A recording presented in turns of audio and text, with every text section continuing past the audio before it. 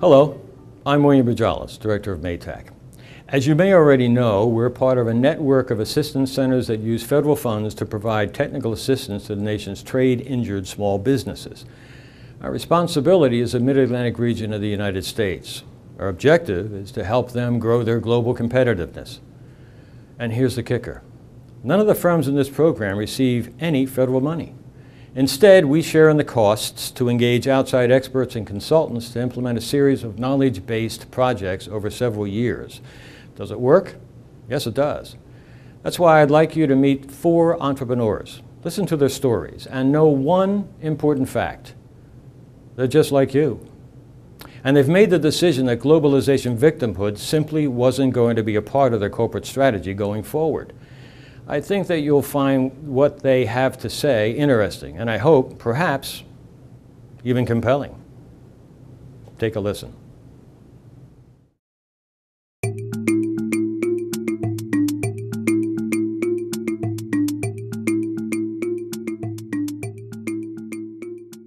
Marlin Steel was created in 1968.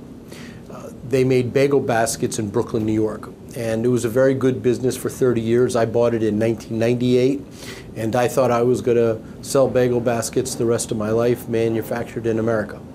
However, we were devastated by Chinese imports. Baskets were coming into Manhattan from Shanghai that was cheaper than I could buy the steel for. So we had an untenable market position. We were hemorrhaging cash.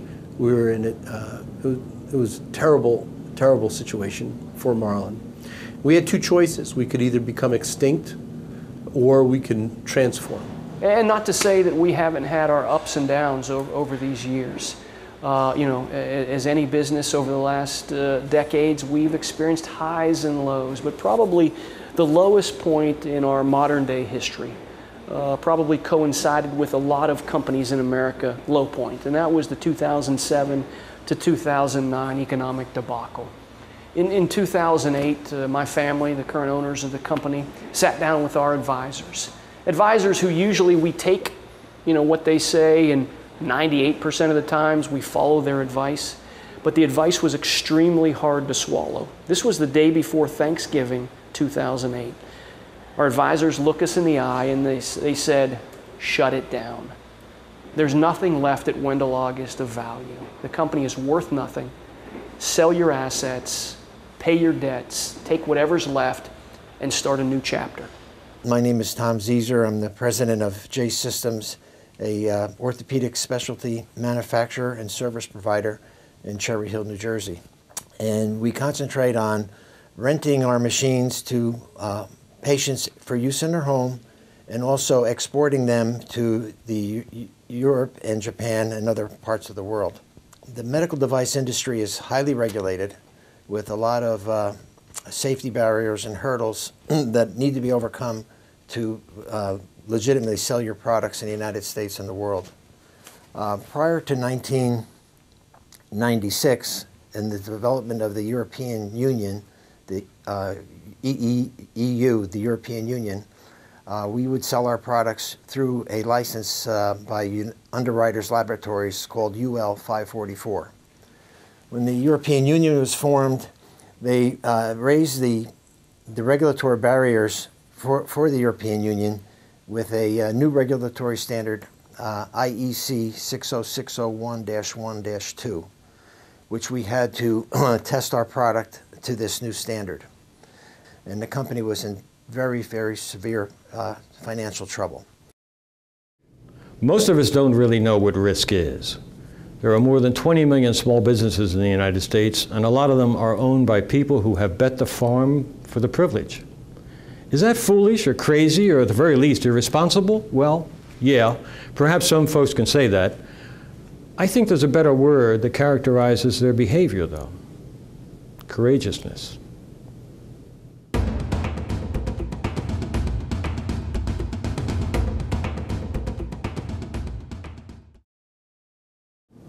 We have invested a tremendous amount of dollars into our talent so that they could have the best training possible on the technology that we gave them so that they can make the machines run in a fashion that was best of breed, best in the world.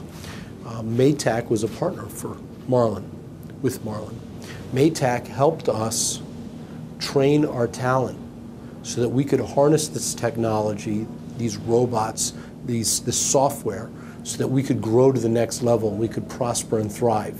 So we left the hellish world of commodity products and we ascended towards a place where we can thrive as a company and for our employees. The training that MATAAC and Marlin collaborated on was a wide variety. Everything from training our employees on how to use a laser, training our employees how to use a punch, training our employees how to use a mill, training our employees how to become ISO, training our employees on the latest AutoCAD software. We asked them to do a very constructive and hard-hitting look at who we were, our strengths and our weaknesses.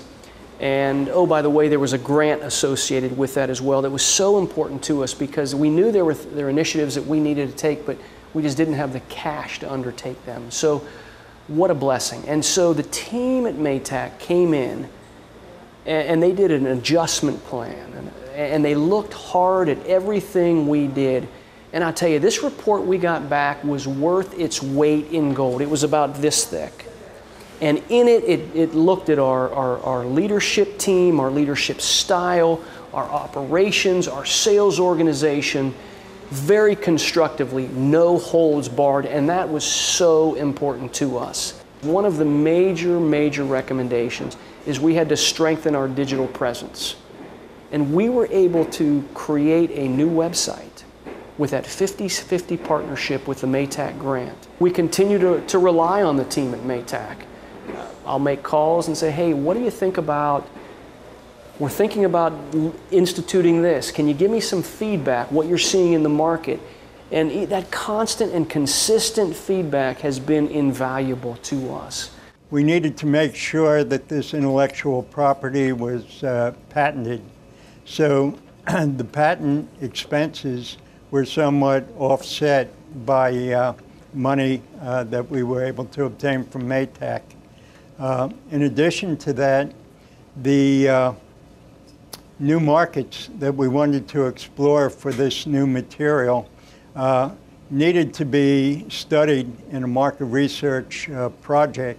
And again, money that was obtained through MATAAC, we were able to fund the studies that let us examine new areas and new markets to sell our new IP. MATAAC subsidized the development of a vastly improved website for our business. One of the tests we had to do by itself for electrical safety was done by Intertech, which is a global testing agency in Massachusetts, for close to $30,000. The IEC, the electrical interference test, was done at a laboratory in Pottsville, Pennsylvania, at a cost to $10,000. And all these tests were helped by the grant from MATAAC. When it comes to small businesses, one size doesn't fit all. Each firm's profile is unique. The combination of threats they face is unique. And so, each recovery strategy must be unique.